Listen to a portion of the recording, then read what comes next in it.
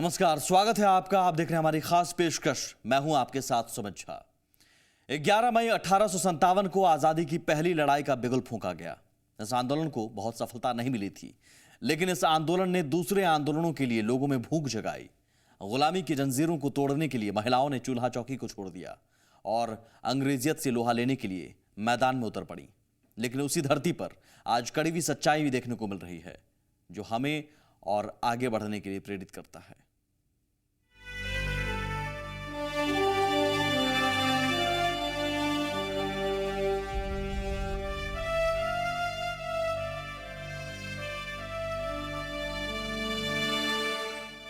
अठारह की क्रांति के बाद हिंदुस्तान की धरती पर हो रहे बदलाव ने नवजागरण की जमीन तैयार की और सदियों से चली आ रही रूढ़िवाद की जंजीर टूटने लगी। बंधन ढीले पड़ रहे थे और महिलाएं चूल्हे चौकी की दुनिया से बाहर आकर नए आकाश का विस्तार कर रही थी। गांधी जी ने कहा था कि हमारी मां बहनों के सहयोग के बगैर आजादी की लड़ाई पूरी नहीं हो सकती।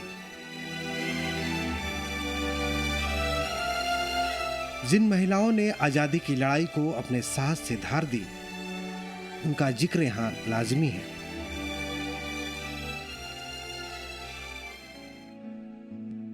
रानी लक्ष्मीबाई। आजादी की पहली लड़ाई में रानी लक्ष्मीबाई वो वीरांगना थीं जिन्होंने मात्र 23 साल की उम्र में ब्रिटिश सरकार की चूल्हे हिला दी और अंग्रेजियत को रणभूमि में महिला शक्ति से रूबरू कराया।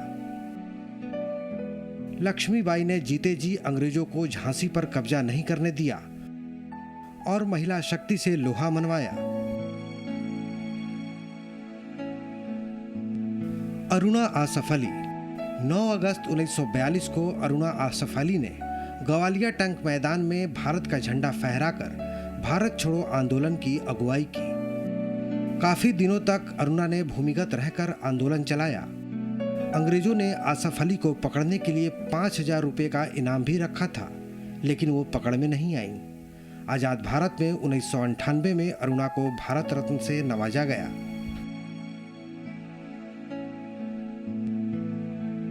प्रीतिलता वादेदार। चटगांव में पैदा हुई प्रीति कोलकाता में पढ़ाई के दौरान राष्ट्रवादी समूह से जुड़ी। तलवार चलाने में माहिर प्रीति ने यूरोपीय क्लब पर हमला बोला, जिसके बाहर लिखा था, कुत्ते और भारतीय दाखिल नहीं हो सकते। पकड़े जाने के हालात में प्रीतिलता ने पोटेशियम साइनाइड खा लिया। उस समय उनकी उम्र महज 21 साल थी।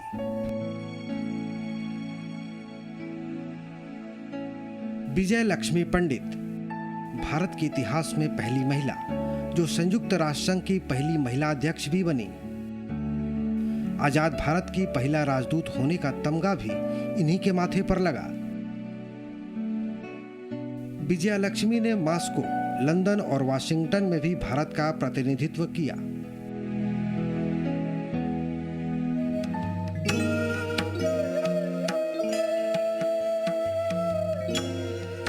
ये तस्वीरें आजादी के उस मायने को बेमतलब कर रही हैं, जिसका सपना हमारे पुरोधाओं ने बुना था।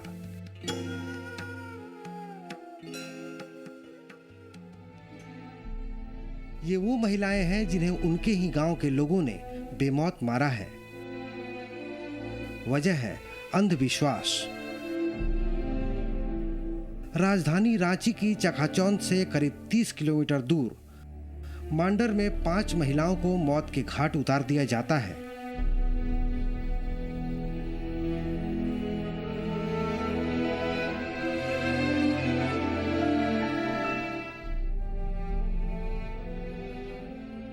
वो भी महज शक के बिना पर।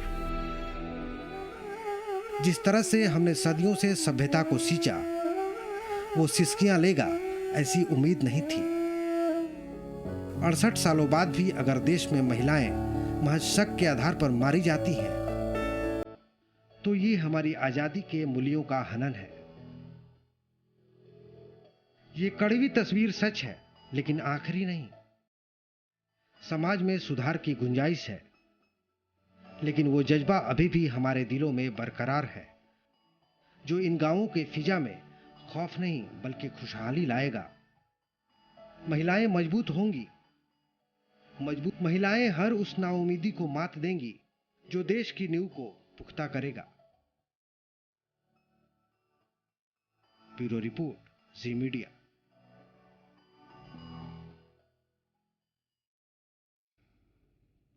भारत को विविधताओं की भूमि कहा जाता है। झारखंड के आदिवासी बहुल इलाकों में एक समुदाय ऐसा भी है जिसकी दिनचर्या तिरंगा की पूजा से शुरू होती है। उनके भगवान महात्मा गांधी हैं। उनका धर्म देश प्रेम है। उनके रग रग में देश प्रेम का लहू दौड़ता है और उनके जीवन का एक ही लक्ष्य है, जीना है वतन के लिए, मरना है वतन के लिए। आइए उस राष्ट्रभक्त की जीवन पर एक रिपोर्ट देखते हैं।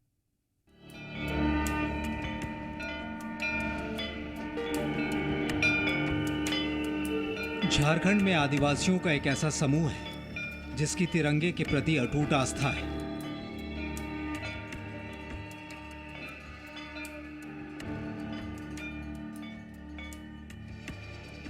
ये बीहड़ जंगलों में रहते हैं।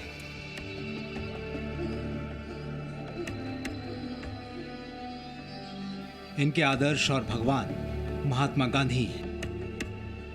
नक्सलियों की खून खराबे वाली विचारधारा भी इनके स्वभाव को बदल नहीं पाई। सत्य और अहिंसा के सच्चे पुजारी का इनसे अच्छा कोई और उदाहरण नहीं हो सकता।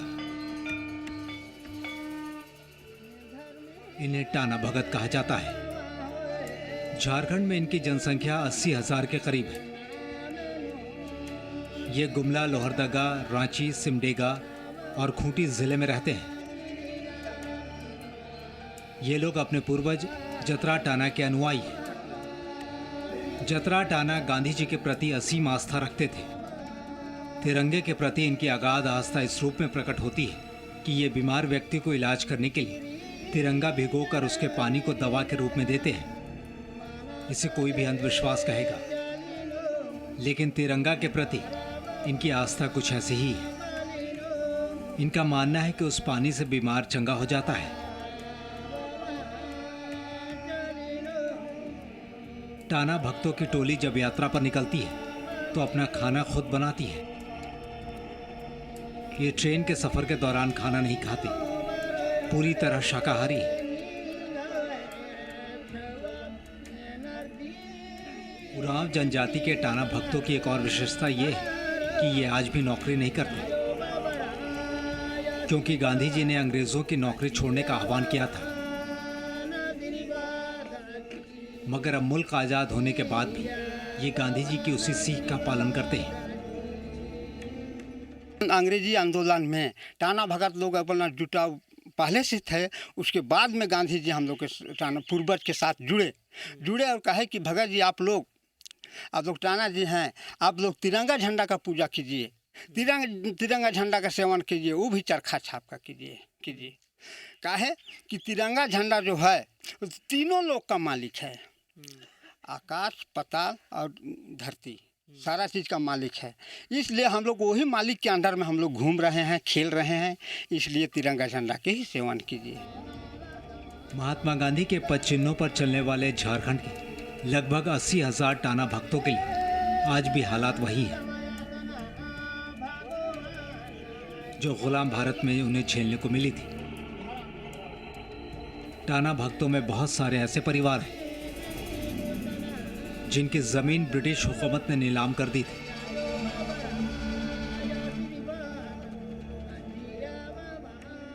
जमीन वापसी के लिए 1949 में टाना भगत कृषि भूमि वापसी अधिनियम बना, लेकिन अधिनियम का असर नजर नहीं आया। ये आज भी अपनी जमीन वापस करने के लिए संघर्ष कर रहे हैं। इस समुदाय के लोगों को सबसे अधिक तकलीफ इस चीज से होती है कि उनकी कुर्बानी को आज़ादी के बाद भी कोई सम्मान, कोई पहचान नहीं मिल पाया।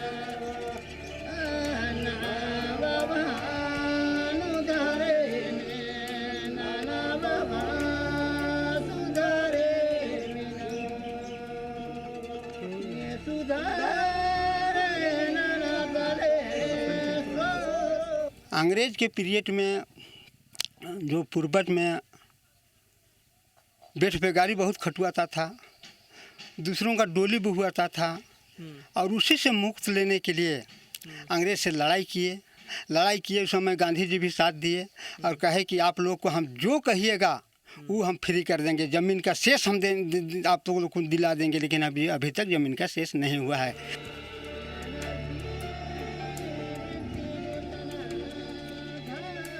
वर्ष 1966 में अविभाजित बिहार के मुख्यमंत्री कर्पूरी ठाकुर ने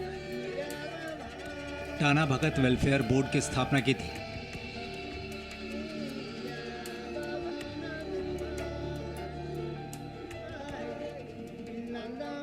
लेकिन वो बोर्ड मात्र 3 महीनों तक ही चल पाया।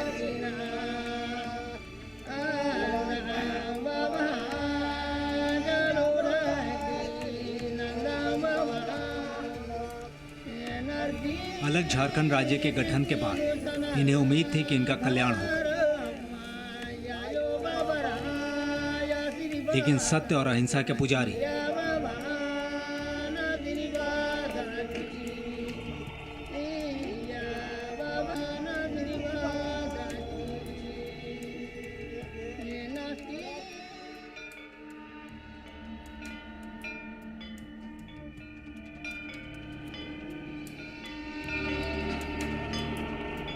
और महान देशभक्त आज भी मुफलिसी की जिंदगी जी रहे हैं।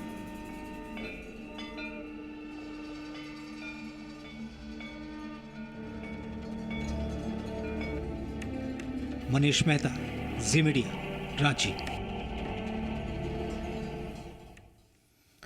एक छोटा सा ब्रेक लेंगे। ब्रेक के उस पार बात उस कहानी की जो पीढ़ी दर पीढ़ी चलती रही और वो लगातार जिंदा है परवाने, दीवाने और मस्तानों के बीच में।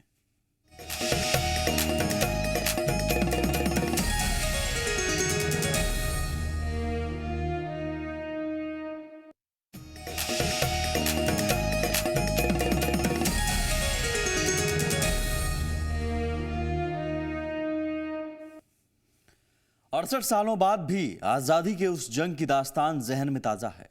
पीढ़ियां बदलती गईं, लेकिन जंगे दास्तान को बतौर विरासत उन्होंने नई पीढ़ी सौंपा। यही वजह थी कि भगत सिंह में भी आजादी की भूख बनी और वो शहीद आजम कहलाए। माँ, उन लोगों ने चाचा जी को क्यों पकड़ा? इंडिया कंपनी के जरिए व्यापार में मुनाफा तो कमाया ही, हिंदुस्तान के तमाम राजाओं, वजीरों और नवाबों को अपना दोस्त भी बनाया। लेकिन औरंगजेब की मौत के बाद जब मुगल सल्तनत बिखरने लगी, तब अंग्रेजों ने अपना असली रंग दिखाना शुरू किया। उन्होंने बहुत चालाकी से राजाओं, वजीरों और नवाबों को एक दूसरे का दुश्मन बना दिया और अपनी फौज की मदद से लालची लोगों को गद्दी पर बिठा दिया। जो राजा और बादशाह अंग्रेजों की मदद से सिंहासन पर बैठा, वो उनके हाथ की कठपुतली बन गया और उन्होंने सारे मुल्क को अपने कब्जे में लेके हमें अपना गुलाम बना लिया।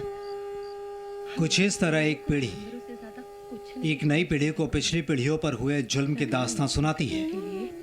हमारी जानें ले लेते हैं, किसानों की फसलें लूट लेते हैं, घरों में आग लगा देते हैं। और वो नई पीढ़ी एक उम्र पाकर महज 23 साल की उम्र में अपनी आने वाली पीढ़ी की आजादी के लिए फांसी पर झूल जाती है, जिनकी शहादत को आज की आजाद पीढ़ी शहीद भगत सिंह के नाम से याद करती है।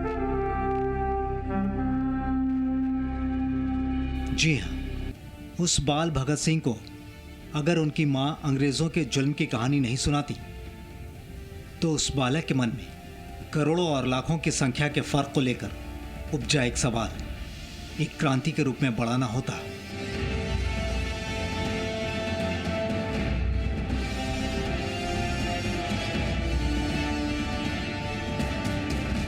कुछ लाख अंग्रेजों ने हम करोड़ों हिंदुस्तानियों के सीने पर पैर रखा है बेटे।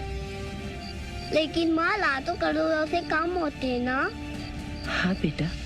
अगर हम अंग्रेजों की गिनती से ज्यादा है तो हमने यहाँ से भगा क्यों नहीं देते? पूर्वजों पर अंग्रेजों के ढाए जुल्म की कहानी ही थी जिसने उस बच्चे के मन में अंग्रेजों से आज़ादी छीनने का जज्बा पैदा किया। और आज हम जश्न आज़ादी मना रहे हैं।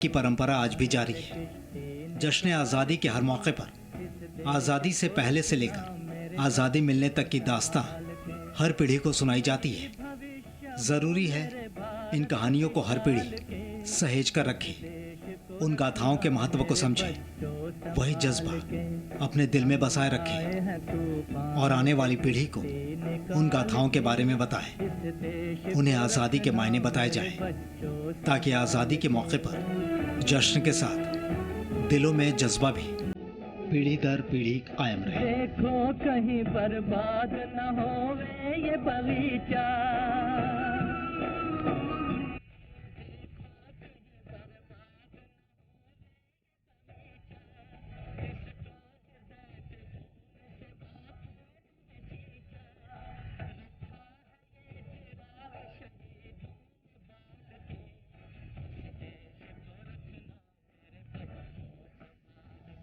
ब्यूरो रिपोर्ट, जी मीडिया, पटना।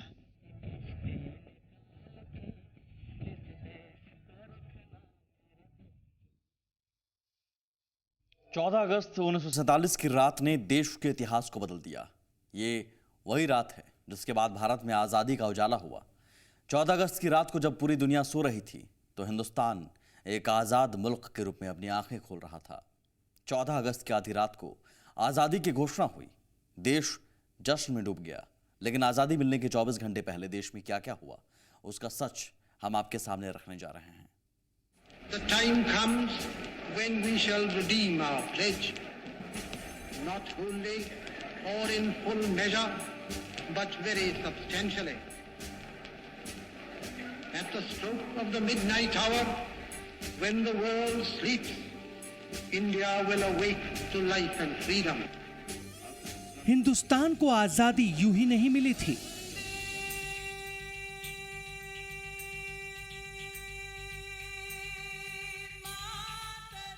इस आजादी की हमने भारी कीमत चुकाई थी।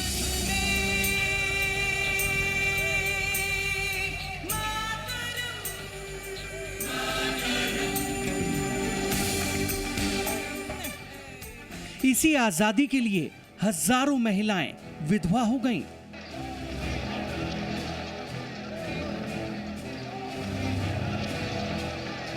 तो कई माओं के गोद सूने हो गए।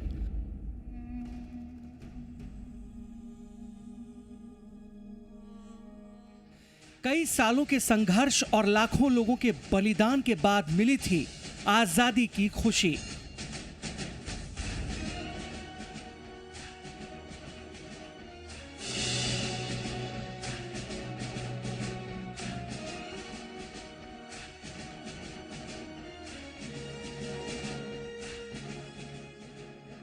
और इसका एहसास करोड़ों लोगों के रगों में उबाल मार रहा था।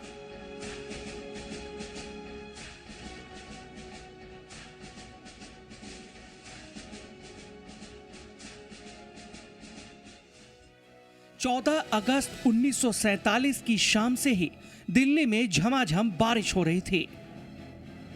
मानो इंद्र देवता भी आजादी के जश्न में शरीक होने को व्याकुल हों।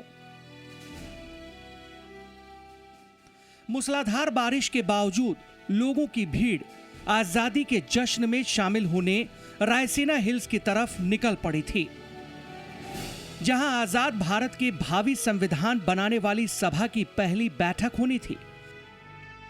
रात 10 बजे तक रायसीना हिल्स पर करीब 5 लाख लोग जमा हो गए, जो अनुमान से 20 गुना ज्यादा थे। बारिश अभी भी बदस्तूर जारी थी। भारी बारिश के बीच ही रात 10:30 बजे पंडित जवाहरलाल नेहरू, डॉक्टर राजेंद्र प्रसाद, सरदार वल्लभ भाई पटेल और लॉर्ड माउंटबेटन संसद भवन पहुंचे। आजादी के ऐलान होने के इंतजार में लोग रायसीना हिल्स पर ही डटे रहे। करीब रात के 11 बजे पंडित नेहरू ने दुनिया के सामने भारत के आजाद होने का ऐलान कर दिया। संसद हाउस में दिए गए पंडित जवाहरलाल नेहरू के भाषण को दुनिया के बेहतरीन भाषणों में गिना जाता है।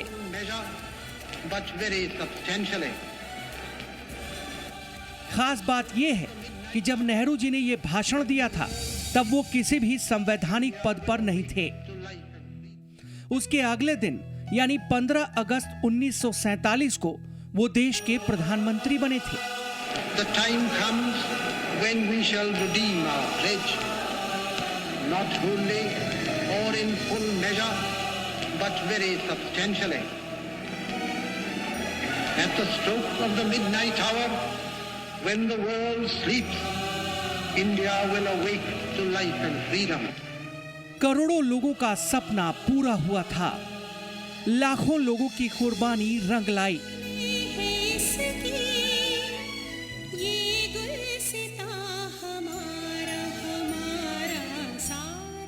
अंग्रेजों के 200 साल की गुलामी के बाद अब हिंदुस्तान एक आजाद मुल्क था।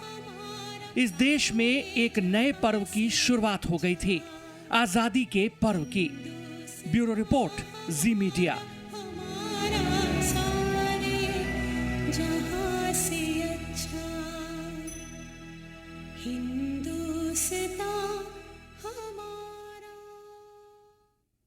और इसी के साथ इस खास पेशकश में बस इतना ही। नमस्कार।